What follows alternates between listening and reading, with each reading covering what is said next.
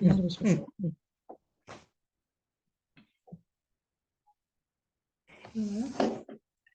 Bonjour, bonjour tout le monde, bienvenue.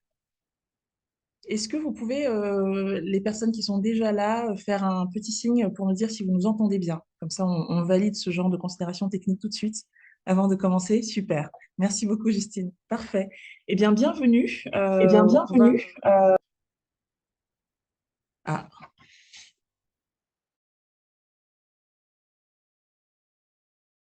bienvenue tout le monde. On va se lancer, introduire gentiment le webinaire et puis ça fera venir les autres personnes. Vous êtes presque une centaine de personnes inscrites. Après, il y a toujours un peu de no-show, mais en tout cas, merci à vous d'être là aujourd'hui. Donc cet événement, je le rappelle, se tient dans le cadre de la série, donc la semaine de l'entreprise responsable et inclusive, qui est organisée, co-organisée par l'AFMD, l'Association française des managers de la diversité, et le MEDEF. Donc il y a plein d'événements en ligne et en présentiel qui se tiennent cette semaine, parmi lesquels donc celui-ci, comment parler de racisme en entreprise. Quelques précisions d'entrée, vous dire que le webinaire est enregistré, ce qui permettra aux personnes absentes d'avoir un replay, et à vous aussi d'ailleurs si ça vous intéresse, euh, et que vous recevrez donc le replay d'ici quelques jours. On se lance. Donc, le thème est assez clair, hein. Comment parler de racisme en entreprise? Vous notez qu'on ne revient pas forcément sur le pourquoi, parce que j'ose espérer, croire que pas partout, mais que dans la plupart des entreprises, le pourquoi est relativement clair. Pas toujours, on va en parler un tout petit peu, mais vraiment le focus aujourd'hui est sur le comment. Et donc, l'idée, c'est de pouvoir vous proposer avec un partage d'expérience, hein, Isabelle et moi, de vous proposer des outils peut-être, des façons de faire, partager notre expérience, peut-être des ruses aussi, puisque manifestement on est sur un sujet euh, délicat pour le moins. Euh, et donc avant qu'on rentre dans le vif du sujet, je vais vous laisser vous présenter. Bonjour à tous et à toutes. Je suis ravie d'être là. Je suis donc Isabelle Diglet. Je suis responsable diversité, égalité des chances et inclusion chez BNP Paribas pour la Banque commerciale en France. Voilà, je fais ça depuis quelques années et j'ai eu la chance de rencontrer Alexia. Voilà, mais on va s'en parler un petit peu plus et de partager avec elle ce beau sujet. Tout à fait. Et je suis Alexia Sena. J'ai fondé Joyeux Bazar il y a un peu plus de 3 ans. Et Joyeux Bazar, historiquement, est un podcast dans lequel on parle de double culture avec nos invités. Et puis, au fil du temps, je me suis rendu compte que sur ces questions-là, il y avait vraiment un sujet de comment est-ce qu'on en parle, en fait, comment est-ce qu'on arrive je ne sais pas si c'est dédramatiser le sujet qui serait le bon terme, mais quelque chose de cet ordre-là. Et donc, l'idée de mener ces conversations-là dans des lieux de vie et de travail, dans des lieux collectifs en tout cas, et que ce ne soit pas simplement une conversation qu'on écoute, chacun avec ses écouteurs, mais que ce soit vraiment quelque chose dont on peut parler avec l'autre. Et on arrive justement, ce faisant, à ces sujets délicats, dont on se demande comment on fait justement pour en parler de façon à peu près apaisée. Et donc ça, c'est l'expertise de Joël Bazar, c'est comment est-ce qu'on ouvre des conversations apaisées sur ces sujets-là. Alors, avant que... Non, il n'y a pas de avant. On rentre. On rentre dans le sujet et on rentre avec les chiffres du sondage. Donc, quand vous vous êtes inscrit et inscrite à ce webinaire, la plupart d'entre vous avez répondu gentiment à une question qu'on vous posait, qui était de savoir pourquoi, à votre avis, dans votre organisation, on ne parlait pas ou peu ou pas assez du sujet du racisme. Donc, vous allez voir s'afficher à l'écran grâce à Clara qui est avec nous et qui nous aide. Vous allez voir s'afficher les résultats du sondage qui a été fait. Il y a un peu plus de 80 réponses de mémoire. Alors, il faut le mettre en grand. Parfait. Donc, la question, c'était pour vous, le plus grand frein pour parler de racisme dans votre entreprise, c'est que, et donc on a 45% d'entre nous qui pensons que, parce qu'on ne sait pas par où prendre le sujet, 28% qui disent on n'a pas très envie d'en parler. Donc, si on somme les deux, on est aux trois quarts hein, des répondants et des répondantes. Soit on n'a pas envie, soit on a envie, mais on ne sait pas trop comment faire. Il y a donc 9% des personnes qui disent je ne sais pas. Tiens, bonne question, je ne sais pas pourquoi il y a un frein. Enfin, quel est le plus grand frein en tout cas. Une autre raison à laquelle vous n'avez pas pensé, donc certaines personnes ont commenté, je vais vous partager des éléments qui ont été donnés. Et puis 8% des répondants et des répondantes, donc en l'occurrence là, 7 personnes, qui disent pas de cas de racisme, et donc ça n'est pas un sujet. Euh, alors, autant dire, hein, je dis tout de suite que je suis alors, à la fois quand même un peu rassurée parce que c'est là, on est plutôt sur une toute petite minorité, mais on en parlait là avant de démarrer, que c'était intéressant. Alors, on ne va pas rentrer là-dedans aujourd'hui, et puis les réponses sont de toute façon anonymes, mais intéressant de comprendre, en fait, quand on dit il n'y a pas de cas, comment on sait qu'il n'y a pas de cas? Est-ce qu'on a posé la question aux personnes? Est-ce qu'on a mesuré? On va en parler un peu de la mesure, hein, des enquêtes, des baromètres, etc. Euh, et puis aussi, comment on pose les questions.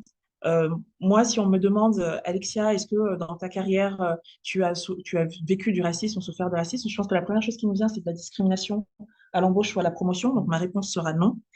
Si on me dit, Alexia, est-ce que tu as eu parfois des petites blagues un peu lourdes, voilà, ou le sentiment d'une insinuation, ce genre de choses liées à ta couleur de peau, je pense que là, je vais trouver un peu plus d'exemples. Donc, c'est intéressant de comprendre quelles sont les bases de ce il n'y a pas il y a pas de cas. Alors, pour les personnes qui ont dit, il y a une autre raison dans les choses qu'on a reçues, les éléments qu'on a reçus, il y a une personne qui dit, certains ou certaines ont peur du sujet et préfèrent parfois faire l'autruche. Moi, je mettrais ça avec, on n'a pas très envie d'en parler. Il y a quelqu'un qui dit, on parle de diversité et d'inclusion, mais seulement sur les sujets sans tabou. Donc, je pense que là, on est quand même dans le cœur de notre propos d'aujourd'hui, c'est qu'il y a un tabou, peut-être plus sur le racisme que sur d'autres axes de discrimination et d'exclusion. Euh, une personne nous dit, la raison que je vois, c'est que les gens n'ont pas envie d'entendre qu'ils sont racistes, ni de faire un effort sur eux. Et ça, on va en parler. C'est extrêmement intéressant. Et justement, sur ils sont racistes, je suis raciste, je vais dire que je suis raciste, comment est-ce que je réagis? Je pense que c'est hyper important. Et alors, il y avait cette réponse aussi, quelqu'un nous dit, autre raison, il n'y a tellement pas de diversité qu'il n'y a pas vraiment de racisme.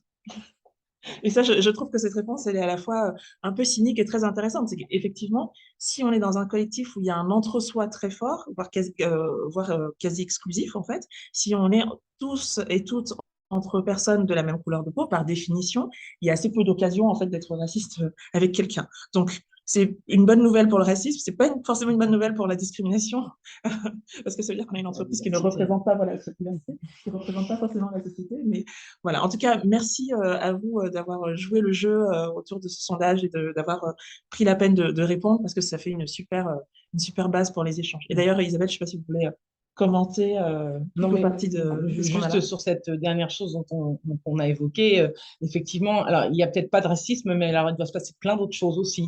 Parce qu'en fait, il y a plein de parallèles qu'on peut faire entre la façon dont on parle ou pas du racisme et puis toutes les autres formes de discrimination. Et moi, je fais souvent voilà, des parallèles entre les différents piliers, les différents axes. Mais voilà, moi, c'est ce que ça m'évoque. Je me dis, oui, il y a du boulot. Il y a du boulot.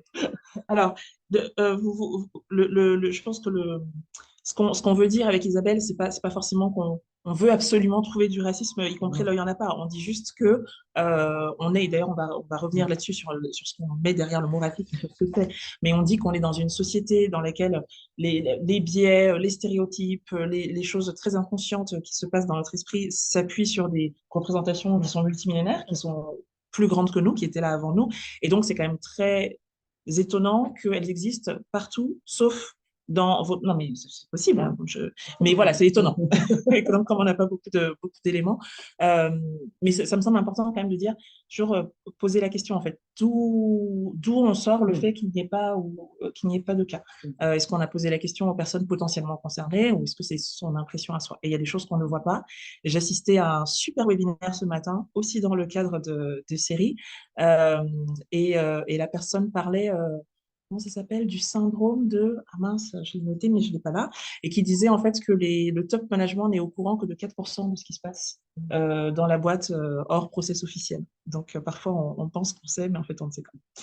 Voilà, maintenant qu'on a posé ceci, on va je vais vous demander, Isabelle, donc on avait expliqué hein, dans le pourquoi de ce webinaire que nous avons travaillé ensemble, notamment sur une conférence qui s'est tenue en mars de cette année, euh, et donc dont le titre était, on va reparler du titre, dont le titre était Diversité ethnoculturelle en entreprise, deux points, on ne peut plus rien dire.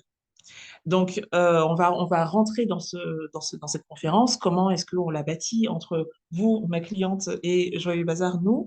Quels étaient les objectifs et comment on a essayé justement de parler de racisme dans un contexte qui n'est pas qui est pas forcément évident. Alors, justement, en parlant de contexte, Isabelle, c'était quoi votre contexte de départ?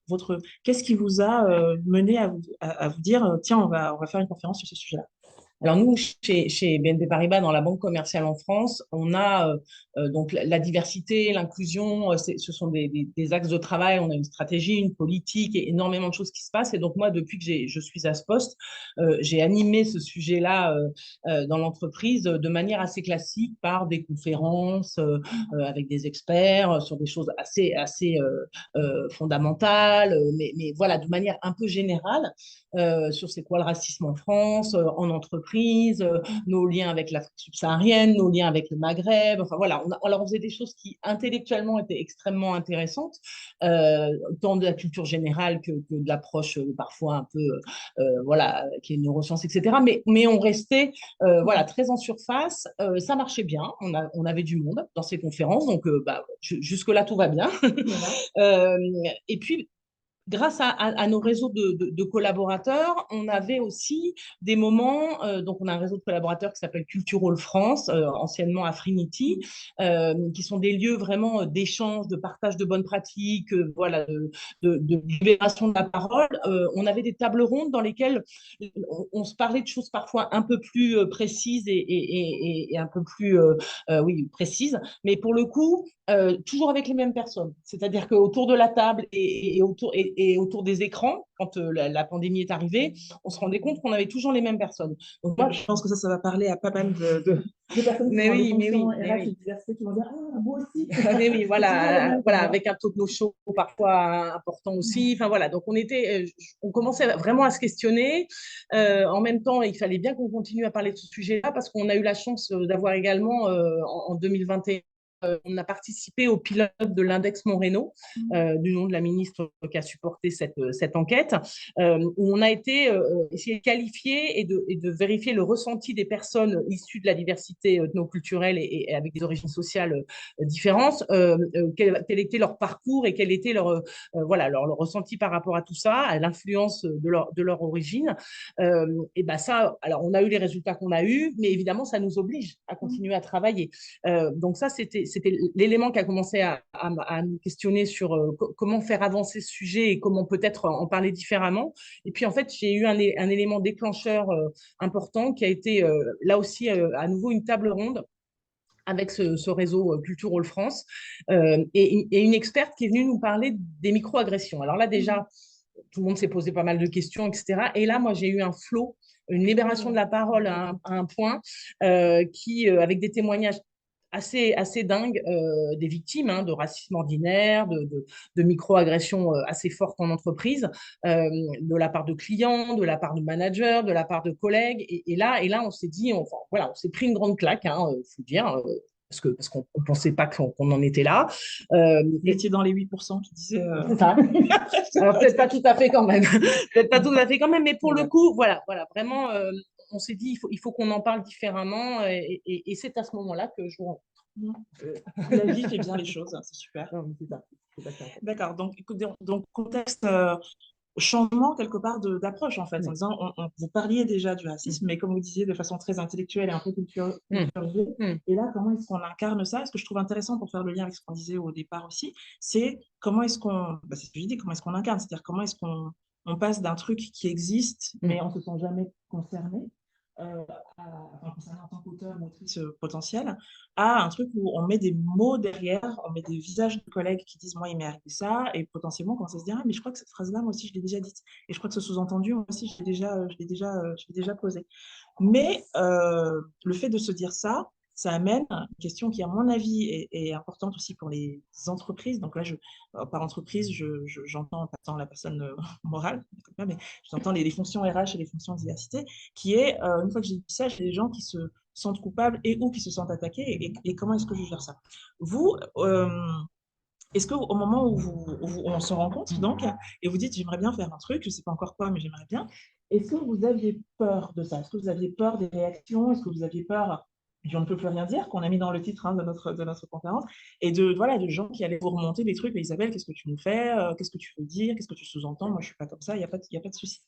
Alors, moi, j'ai jamais peur. Ah, mais ça, c'est bien.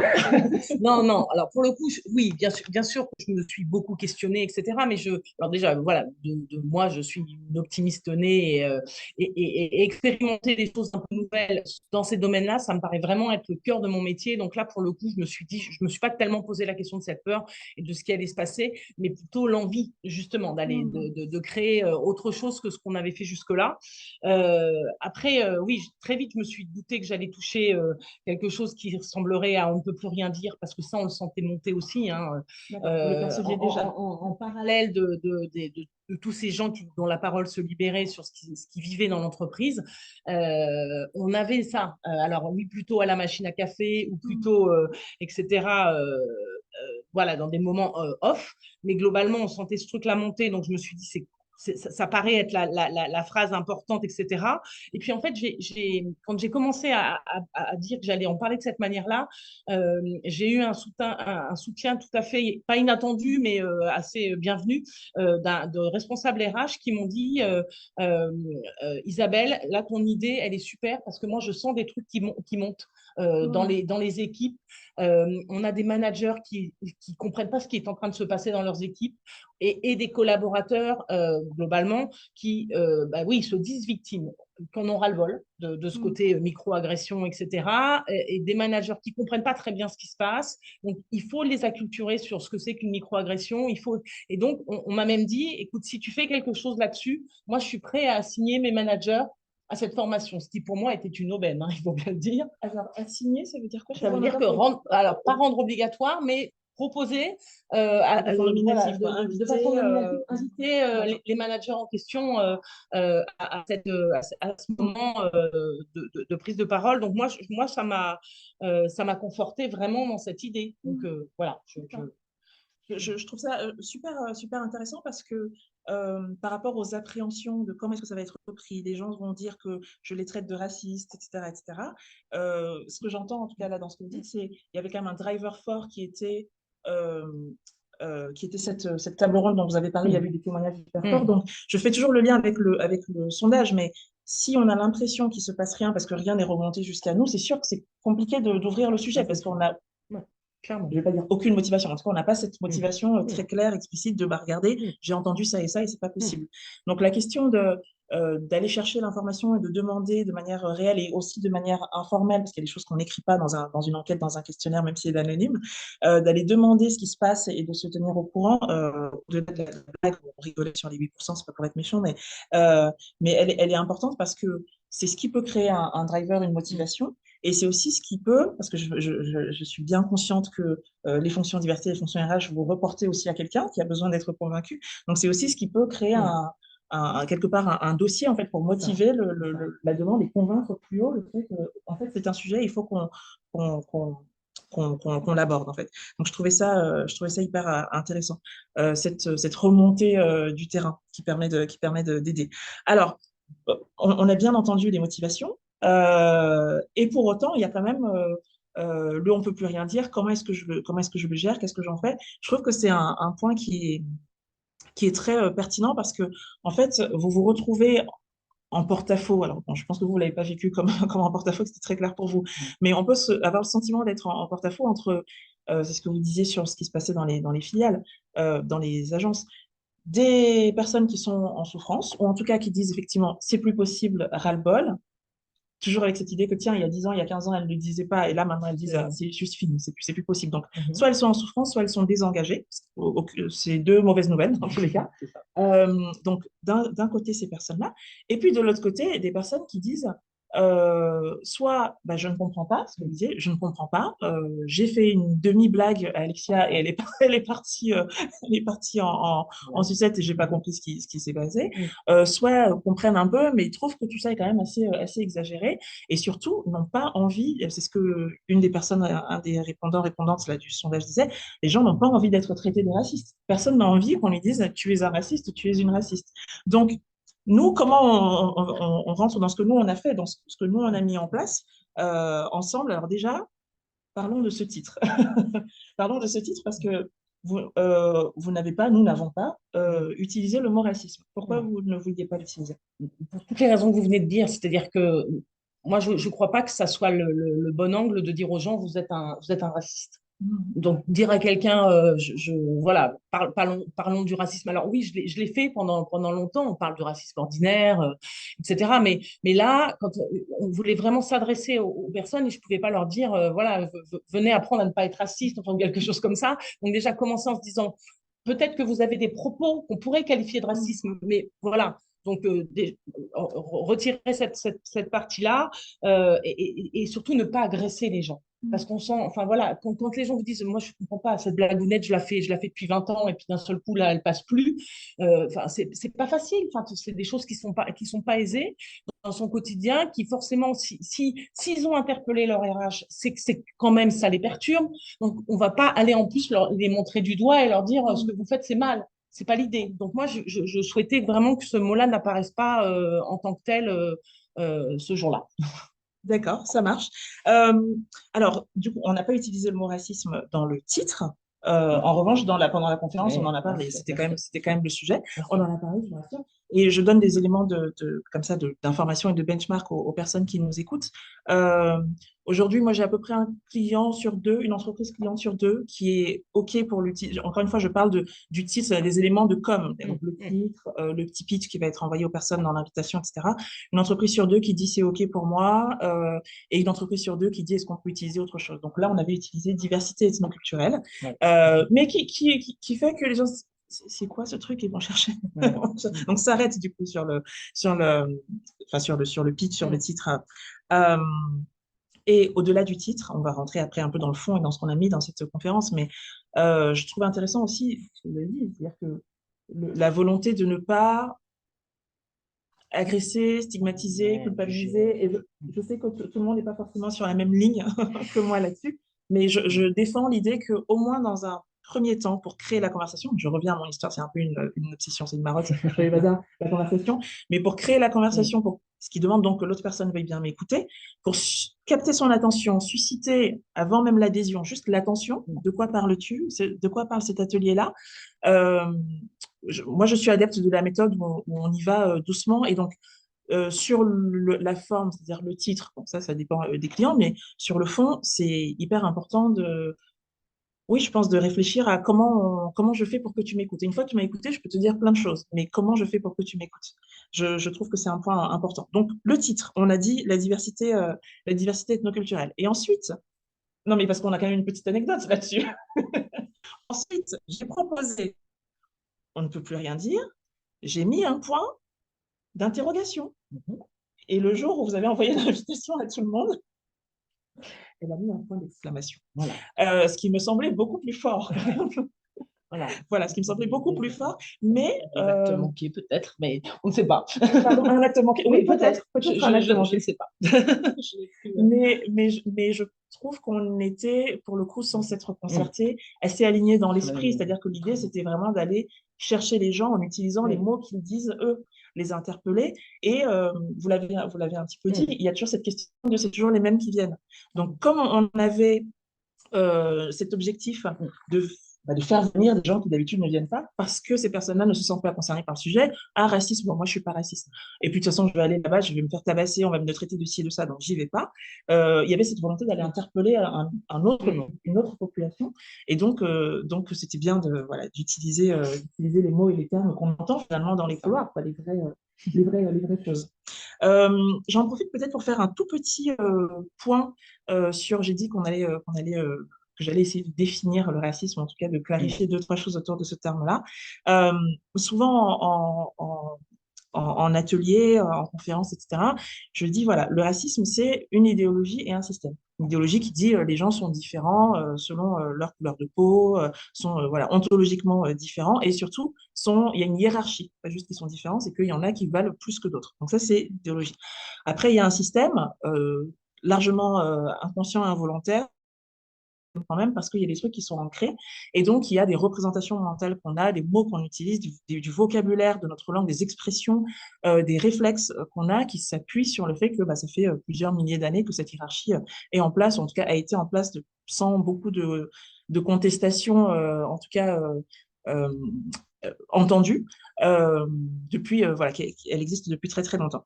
Donc, ce sont ces deux choses-là. Après, quand on dit une personne raciste, c'est une personne qui adhère à cette idéologie et qui souhaite maintenir volontairement, enfin consciemment, la hiérarchie dont j'ai parlé.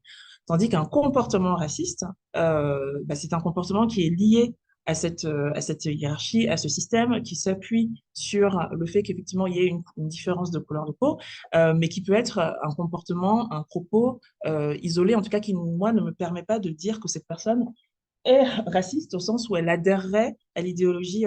Moi, c'est une précision que j'aime bien faire en préambule des ateliers. Ça permet de détendre un peu tout le monde. Et donc, une fois qu'on a posé ça, il y a à l'intérieur du racisme ou des agissements racistes cette catégorie très particulière du racisme dit ordinaire, parce que le racisme, j'ai envie de dire à l'ancienne, malheureusement, il n'est pas encore éradiqué, mais où on dit clairement, je ne recruterai pas des personnes de cette couleur ou de ces origines supposées au réel. Toi, je te traite différemment pour cette raison-ci, où on le dit ouvertement en open space. Malheureusement, il y a encore quelques gugus qui s'amusent à le faire, mais quand même de moins en moins. Et en revanche, toute cette partie subtile, implicite qui fait que la personne qui en est victime passe quand même une grande partie de sa vie à se demander si c'est elle, si c'est dans sa tête, si elle exagère, etc. Cette partie-là, elle est non seulement très, très, très présente, à mon avis majoritaire dans les cas qui existent en entreprise, mais surtout, j'ai envie de dire qu'elle est presque je ne vais pas dire qu'elle est en augmentation parce que j'ai pas de stats, mais je trouve que dans la société, il y a quand même une libération de la parole raciste aussi depuis quelques années. Et donc, si elle ne se libère pas de manière explicite en entreprise, comme l'entreprise ressemble au reste de la société, bah, elle va s'exprimer de plus en plus à travers ces petites choses subtiles. Voilà, petit point comme ça de sémantique, de vocabulaire pour savoir ce dont on parle. Donc, on a parlé de ce titre qu'on a fini par choisir. Et en termes de contenu, alors, dans la conférence que moi j'avais proposée, c'était trois parties dans cette conférence. Donc, une partie où je dis souvent, on va défricher et déminer. Donc, justement, on avait fait ces petits points de vocabulaire qui permettent de parler tous les mots valises, en fait, qu'on entend autour de la diversité et de l'inclusion, on va commencer par diversité et inclusion d'ailleurs, mot valise, qu'on entend partout et on se dit c'est encore une injonction, c'est du politiquement correct, c'est du bullshit d'entreprise, etc., etc. On s'est arrêté, on s'est posé dessus, comme ça tout le monde fait un pas de côté. Donc on a parlé de personnes racistes versus comportement raciste, on a parlé de l'archétype de l'homme blanc de plus de 50 ans, qu'est-ce qu'il devient, non mais c'est un archétype sociologique, mais derrière c'est quand même de vraies personnes avec de vraies inquiétudes, donc qu'est-ce qu'elles deviennent tous ces gens-là. On a rappelé que l'origine ethnique, c'est le troisième critère de discrimination hein, en termes de plaintes qui sont déposées à la défenseure des droits. Et on a défini le mot microagression.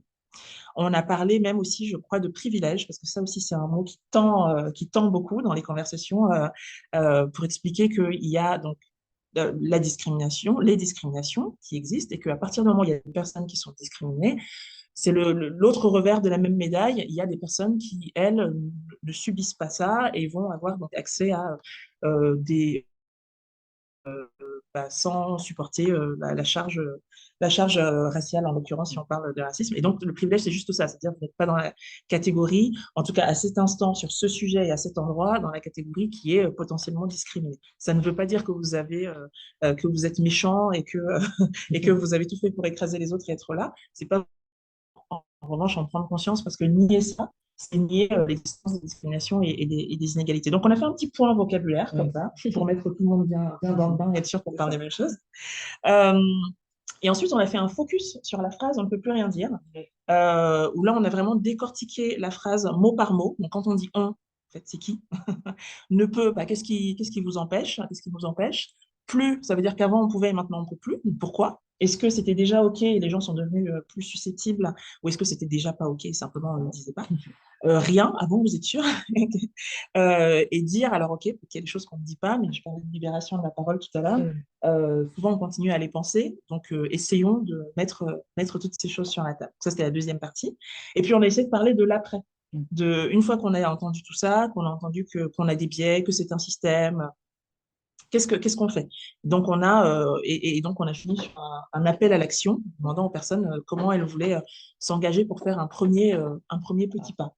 Voilà ce qu'on a fait. N'hésitez pas à poser des questions dans le chat. Évidemment, on a un petit temps, on a un petit temps pour les questions-réponses. En termes de résultats, maintenant qu'on a parlé de tout ce que... Alors, on a deux... Enfin, moi j'ai vu les résultats en tant que Joyeux Bazar sur le questionnaire de satisfaction, je vais en parler après. Mais vous, qui étiez à l'initiative de cette conférence, qu'est-ce qui s'est passé? Qu'est-ce qui s'est passé? Alors, plusieurs choses me viennent à l'esprit. Déjà, on avait des nouvelles têtes autour de cette conférence en Teams.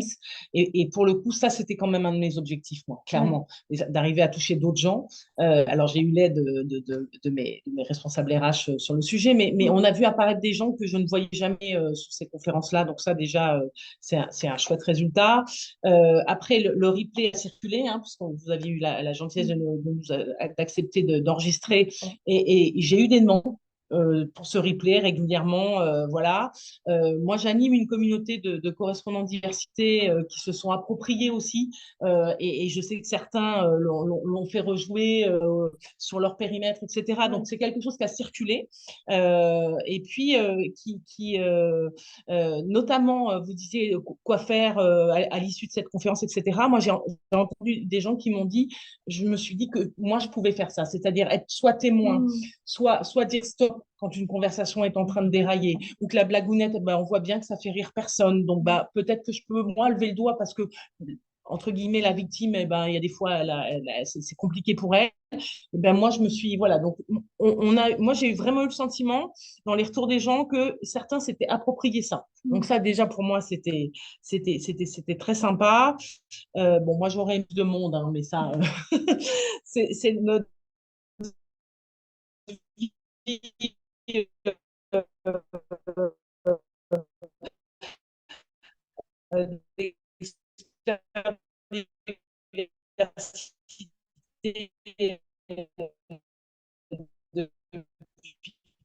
depuis quelques années.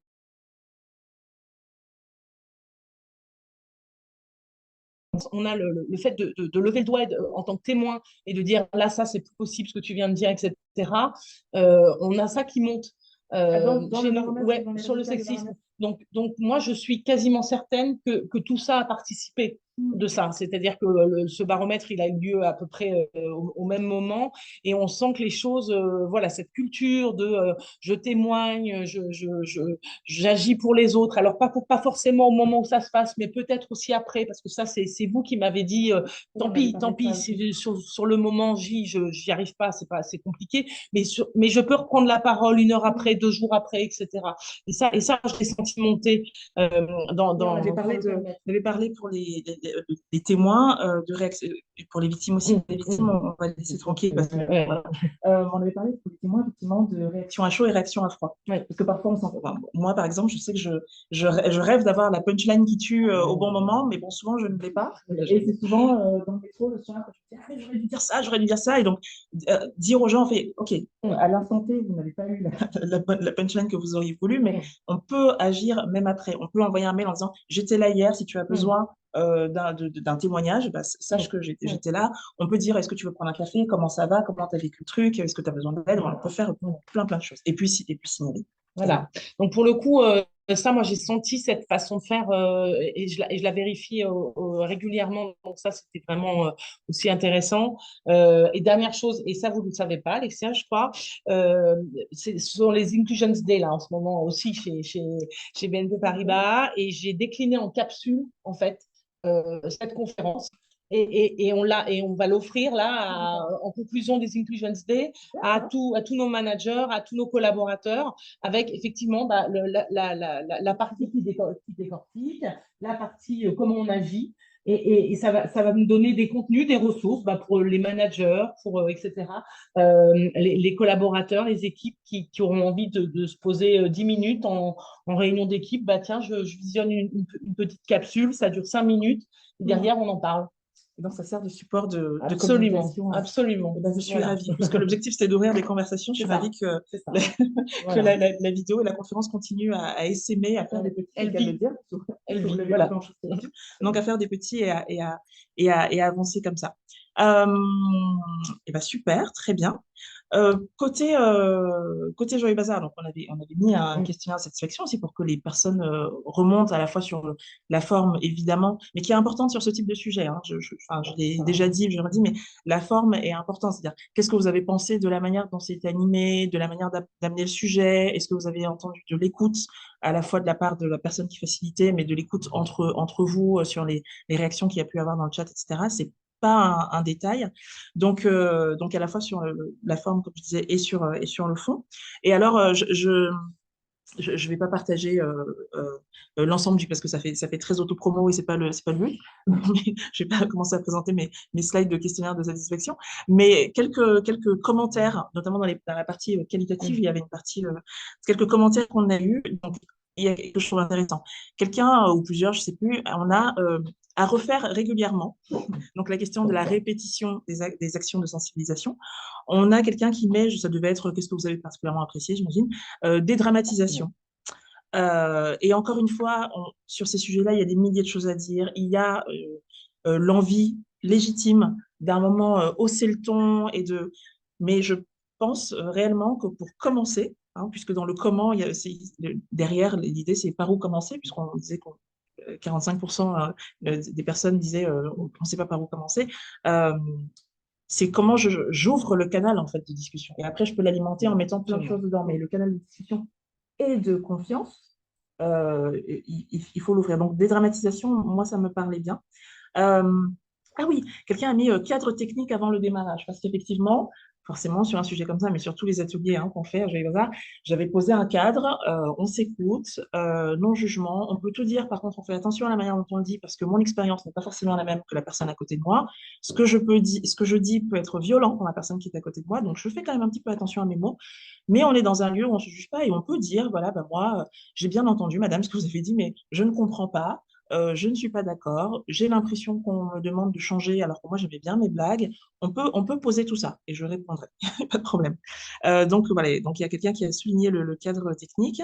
Euh, j'ai conférence trop courte. Oui. Alors je m'adresse particulièrement aux personnes qui sont sur des fonctions RH d'INA ici, qui passent une grande partie de leur temps à organiser des sessions et qui savent très bien qu'au-delà d'une heure, on leur dit c'est trop long. Et puis quand elles font une heure, on leur dit ah, c'était bien en fait, ça aurait pu être plus long. Donc voilà, cœur sur vous, je suis en empathie totale.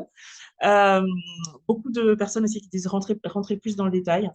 Et ce sont des sujets sur lesquels on pourrait passer. Il y a tellement de choses, de concepts à expliquer, à déminer, d'éléments de contexte aussi historique à donner, sociologique.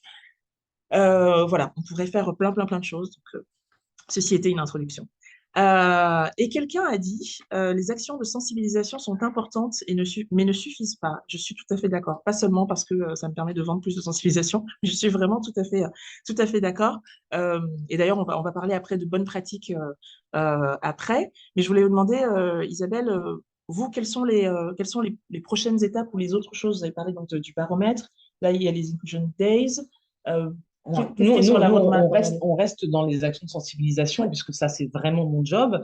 Mais oui, on va continuer à des moments particuliers dans l'année, comme tous les responsables diversité et inclusion, hein, dans toutes les grandes entreprises qui ont la chance d'avoir un peu de moyens pour adresser ce sujet-là.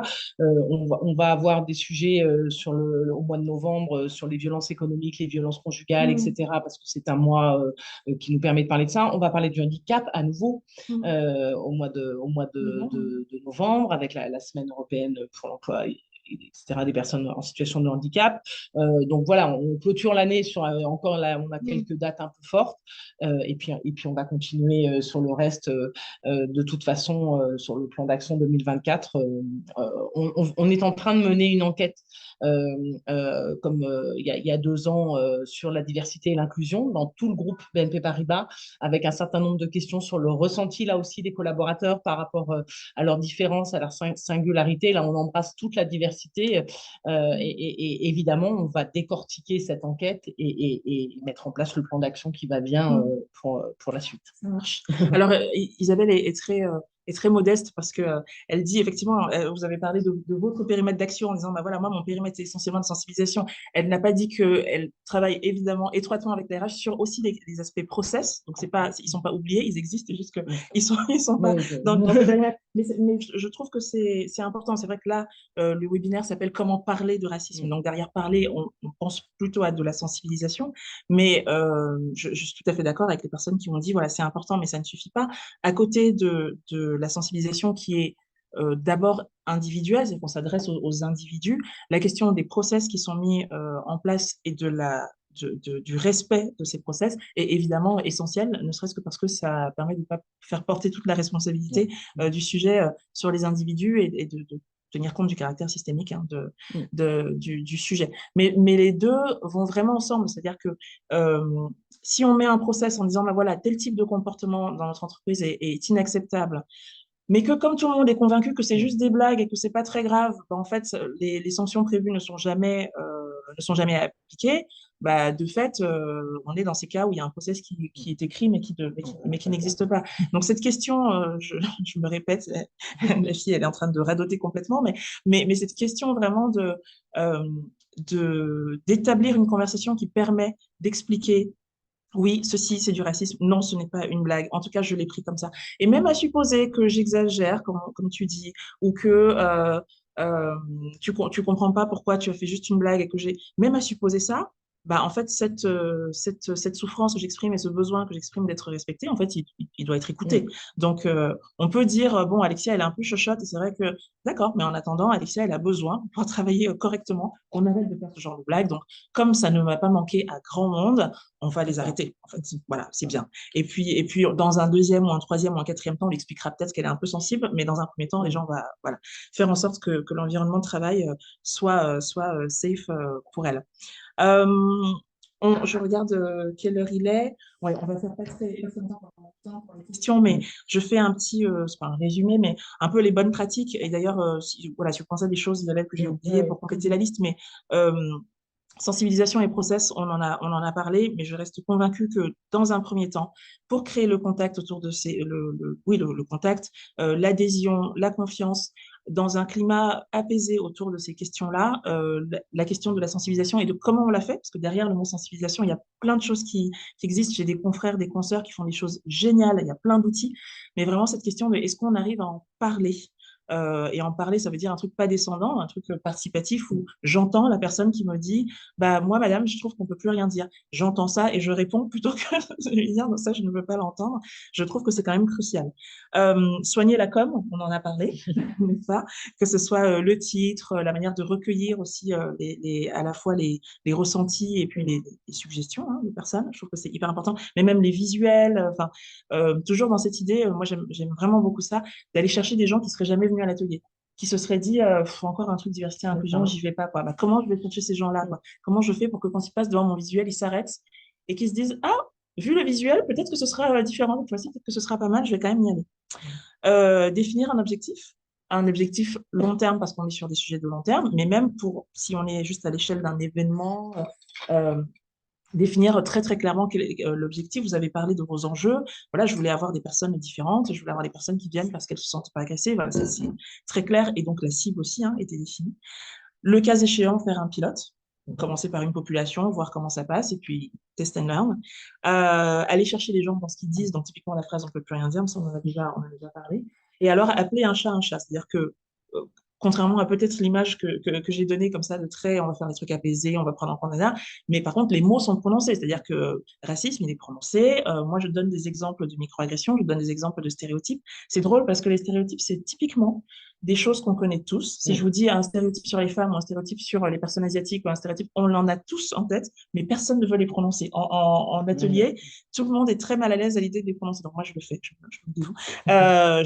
Mais voilà, on appelle un chat et après, pendant l'atelier, les gens sont un peu gênés parfois, mais après, dans les retours qu'on a, c'est ah, c'était bien de pouvoir appeler un chat et de parler des sujets.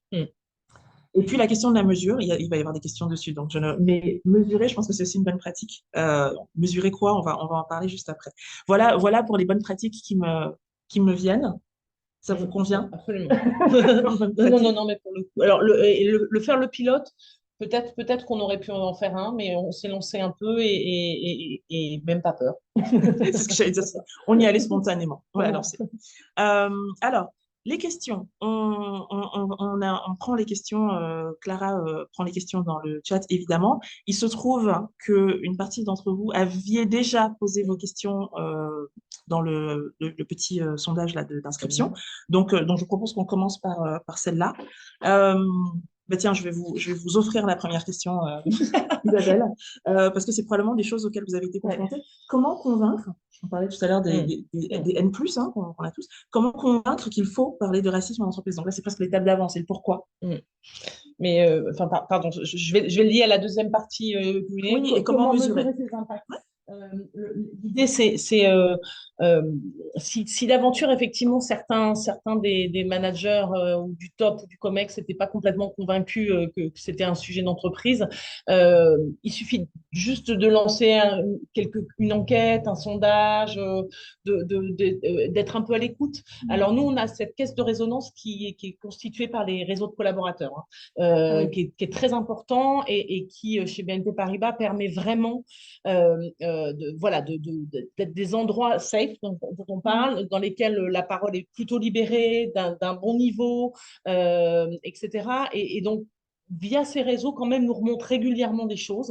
C'est une bonne caisse de résonance et ça permet d'avoir une bonne idée du climat sur certains sujets. Et donc, oui, nous, Affinity ou Cultural France, régulièrement nous disent, il se passe ça. Et d'ailleurs, moi, la table ronde qui m'a donné envie de travailler de cette manière, ce sont eux. Après, effectivement, quand vous mettez en place une politique diversité et inclusion, ne pas parler du racisme, ça paraît un peu délirant. Enfin, à partir du moment où vous vous dites je vais choisir 2 ou 3 ou 4 axes de travail, ne pas parler de la diversité ethnoculturelle, ça me paraît, et malheureusement la discrimination qui peut y être liée, c'est effectivement quelque chose qui me paraît un peu dans le déni, on va dire ça comme ça. Voilà. Comment sensibiliser les collaborateurs de manière efficace et originale? Moi, je me sens concernée par cette question, et besoin d'outils concrets aussi. Alors, comme je disais tout à l'heure, il y a beaucoup d'outils. Le dernier en date que moi j'ai découvert et que je propose maintenant, c'est la fresque de la diversité, parce que je trouve qu'on fait un panorama très chouette autour des questions de discrimination, comment elles viennent, le lien entre l'individu et le fonctionnement de son cerveau, et ensuite des impacts qui sont collectifs et qui sont graves, et tout ça dans une atmosphère justement qui est propice à la discussion. Donc moi j'aime beaucoup. J'ai un exercice de visualisation que, pour être tout à fait transparente, j'ai piqué à une consoeur, mais avec son consentement quand même, je ne l'ai pas piqué, je lui ai demandé, et que j'utilise beaucoup et que j'aime beaucoup, parce que c'est un exercice de visualisation, vous savez, où vous demandez aux personnes, alors, enfin, je lis un texte en fait, je dis voilà, vous êtes en train d'aller au boulot, vous rentrez dans l'immeuble, il y a une personne à l'accueil, vous demandez un café, et à la fin, avec que des mots épicènes, en fait, que des mots neutres qui ne disent pas grand-chose, et donc il faut visualiser, et à la fin, on demande aux personnes, alors, qu'est-ce que vous avez visualisé? La personne à l'accueil, c'était une femme, elle avait un chignon, elle avait un uniforme avec une chemise blanche. Les éboueurs, alors en français c'est éboueurs, mais les éboueurs, c'est des hommes, est-ce qu'ils sont blancs? Et ça permet tout de suite d'être de façon très expérientielle, parce que la personne me demandait de manière efficace et originale. Il y a aussi une question comment on aborde de manière ludique. Le but, c'est pas non plus d'éclater de rire sur des vécus de victimes de racisme, mais en tout cas, on est sur une dimension très expérientielle où on ressent les Oui. choses avant de les intellectualiser, de se demander si ah, est-ce que tu m'agresses, est-ce que tu veux me dire ceci? Non, en fait, on ressent les trucs, on se dit, ah ouais, ok. Euh, voilà, il y a des outils aussi d'autodiagnostic. Alors, pour moi, ils ne sont pas suffisants. C'est qu'une fois que je me suis autodiagnostiquée, il faut qu'on m'outille un peu sur comment je grandis sur ces sujets-là. Mais en tout cas, il y a pléthore d'outils concrets, mais je pense encore une fois que dans la plupart des entreprises, en tout cas celles que je suis amenée à voir, l'outil qu'on va utiliser ou le format qu'on va utiliser n'est pas un problème. C'est-à-dire qu'on va brainstormer un peu pour le choisir, mais après, voilà, sauf sujet de budget, on va le choisir. En revanche, la volonté, l'intention des différentes personnes d'en parler ensemble et leur capacité à en parler de façon apaisée, ça, c'est un vrai sujet. Donc, c'est pour ça que moi, j'interviens beaucoup là-dessus et j'insiste beaucoup là-dessus. Question sur la mesure. Comment gérer sans mesure possible en France? En France. Non, non, mais enfin voilà, c'est quelque chose dont on parle beaucoup. Nous, on a le sentiment d'avoir un peu dépassé ça, mais pas de manière, voilà, on n'est pas des êtres Mm. exceptionnels hein, chez BNP Paribas. Mais voilà, j'ai parlé à plusieurs reprises. On a mis en place on a fait l'index Moreno, on a des enquêtes régulièrement, etc. Donc, et qu'est-ce qu'on a envie de mesurer? Si c'est pour se compter comment, enfin, oui, quel intérêt réellement ça a de dire il y en a tant qui viennent, j'en sais rien, du Gabon, du Chili, enfin, je ne suis pas certaine que ça soit Mm. complètement efficace. Par contre, connaître le ressenti des gens par rapport à ça, à leur origine, etc., oui, là, ça a du sens. Et ça, une enquête, un sondage, enfin voilà, ça s'orchestre, ça s'organise et surtout, ça se reproduit tous les ans réguliers pour pouvoir mesurer la progression ou la dégradation effectivement de ces ressentis. Mais ça se fait, ça se Mm. fait. Tout à fait. Moi, je suis. C'est pour ça que j'avais dit il y a quelques minutes, j'ai dit qu'est-ce qu'on veut mesurer en fait. Mm. Ce qui est, c'est pas que c'est impossible en France. Hein, on sait, on a tendance à dire que c'est interdit. C'est dit que c'est pas interdit, c'est extrêmement, c'est très strictement Ouais. encadré, mais c'est tout à fait possible. C'est Mm. plutôt une En question plus, de ouais, d'habitude ouais, culturelle qui fait ouais, qu'on est mal à ouais, l'aise avec ça. Il y a pas de problème. Mais en tout cas, et notamment l'index Mondeno que vous avez mm, expérimenté, il y a des solutions. Si on veut mesurer, on peut le faire. Euh, et ça permet. Je trouve que c'est quand même important parce que ça permet de mesurer une forme d'écart entre ce qu'on disait au tout début, entre la société, enfin, la société telle qu'elle est à l'extérieur de l'entreprise et puis ce qui se passe à l'intérieur. Notamment quand on le fait par strate, j'ai envie de mm, dire, mm, de hiérarchie. Donc, c'est important pour savoir notamment s'il y a des discriminations sur l'embauche, sur les promotions, etc. mm, Si on reste sur notre sujet du jour, qui est comment est-ce qu'on parle du racisme, au-delà de la composition ethnique ou mm, d'origine de l'effectif, c'est surtout mesurer le sentiment d'inclusion, d'appartenance. Est-ce que les gens sont à l'aise, pas à l'aise? Est-ce qu'ils sont confortables ou pas? Et c'est ce que je disais en préambule sur les questions qu'on pose, en fait. Si on dit est-ce que votre origine a eu un impact sur votre carrière? Il y a des gens qui vont dire non, mais la même personne, si vous lui demandez, est-ce que quand vous venez le matin, vous avez l'impression que vous pouvez être vous-même, que vous n'allez pas vous prendre, rentrer chez vous parce que vous avez pris deux, trois remarques qui vous ont complètement tassé, la réponse peut être différente. Et ça, ce sont des choses qu'on sait mesurer quand on veut le faire. Voilà, on demande aux gens comment ils se sentent. Quoi. Ça se fait assez mm. bien. Comment faire pour prouver le racisme, qui peut être inconscient, au niveau des RH, des managers et des clients? Donc là, j'imagine que la question, c'est peut-être sur le prouver au sens le documenter pour pouvoir le faire remonter. Euh, alors, il y a la question, que ce soit le racisme ou d'autres axes, hein, la question Mm. de comment je le prouve, notamment sur les microagressions, est une question qui est toujours au centre. Mais je pense qu'il y a quand même beaucoup d'actes, de propos qui sont extrêmement violents pour les personnes qui les reçoivent et qui se font devant témoins, notamment justement les actes anodins, subtils, où il n'y a pas besoin Mm. particulièrement de se cacher, puisque la personne, voilà, c'était juste une question. Donc, je pense que cette culture, diffuser cette culture du témoignage de je suis témoin, j'interviens. Euh, Hier, j'ai animé un atelier avec une consoeur qui disait parfois, il faut juste casser cette espèce de scène et puis le moment de sidération où la victime est là, tout le monde est là, on regarde, on ne sait pas quoi faire. Et elle disait, je sais pas, vous, c'est dans un bar, vous faites tomber votre verre par terre, par exemple. Et je trouvais ça très imagé, mais et très pertinent aussi. En fait, il se passe des choses et travailler sur comment est-ce que je suis un bon allié ou une bonne alliée et comment est-ce que, sans pression, culpabilisation, etc., mais Mm. comment je développe des réflexes de Absolument. là, il s'est dit ça, et ben, je vais intervenir, je vais faire du bruit, ou je vais dire, est-ce qu'on peut juste revenir au sujet Mm. de la réunion, ce genre de petites choses, ça permet on avait déjà des témoins, mais là, des témoins qui sont conscients qu'ils ont assisté à quelque chose qui n'est pas normal. Et donc, pour ensuite documenter et signaler, c'est toujours plus simple. Mm. Alors, on a une question extrêmement détaillée et avancée. Je pense qu'elle s'adresse plutôt à vous, mais je vais y répondre parce qu'elle m'a surprise. Oui. Comment les notions de privilège blanc, fragilité blanche, suprématie blanche sont-elles abordées chez BNP Paribas? Moi, je trouve que c'est des sujets extrêmement avancés. Alors attention, je ne suis pas en train de dire qu'il ne faut pas en parler, je ne suis pas en train de dire que ça n'est pas important. Je dis juste qu'en tout cas, dans un contexte français, notamment, parce que c'est aussi votre périmètre, hein, dans un contexte français, malheureusement, on n'en est pas encore là. Moi, c'est des sujets, parfois à la fin des interventions, sur lesquels je vais proposer des ressources en disant, si vous voulez aller plus loin, si ça vous intéresse, voilà un podcast, voici un livre, voilà une vidéo qui est bien faite sur ce sujet-là. Mais on en est quand même, il faut le dire, je sais pas si enfin, sur des sujets où Non, les gens. En France Oui. notamment, c'est ce qu'on se disait Mm. en préambule. Évidemment, si vous parlez de BNP Paribas en Angleterre, aux États-Unis, Mm. etc., là on Dans sait ces que conversations. voilà, probablement, mon alter ego, ma collègue, elle peut utiliser ces termes-là. Voilà, quand elle fait quelque chose sur le racisme en entreprise, on est peut-être plus là-dessus. Moi, le seul endroit où je l'évoquais tout à l'heure, où peut-être on peut aller jusqu'à ce niveau-là d'expertise, si je Mm. peux m'exprimer ainsi, c'est effectivement avec nos réseaux de collaborateurs, où là, on a des gens qui sont vraiment effectivement un peu experts sur les sujets et qui, pour le coup, dans un environnement mais très, très fermé et d'experts, on pourrait utiliser ça. Mais aujourd'hui, c'est effectivement pas des mots qu'on utilise et des termes qu'on utilise ou des concepts, hein, parce que je pense qu'on peut presque Mm. parler de concepts que j'utilise du tout, moi, actuellement, Mm. pour parler de racisme. Et autre question qui est un peu liée, hein, justement, comment réfléchir à cette question à travers un angle international? Comment définir le racisme et après en parler et agir dans un contexte multiculturel international? Je trouve que cette question, enfin, c'est important de reconnaître qu'effectivement, Extrêmement d'une complexe. géographie Ah, mais clairement. à l'autre, Clairement. le niveau de maturité n'est Mm. pas le même.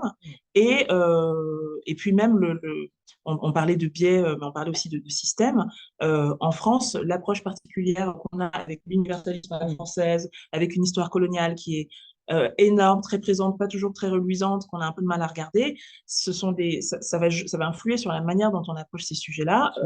Et dans d'autres pays, qui ont une Bah, ça histoire sera différente, qui la différent. regardent différemment. Voilà. Donc, De la nuance. de la De la nuance. nuance à chaque fois, de l'histoire, du recul.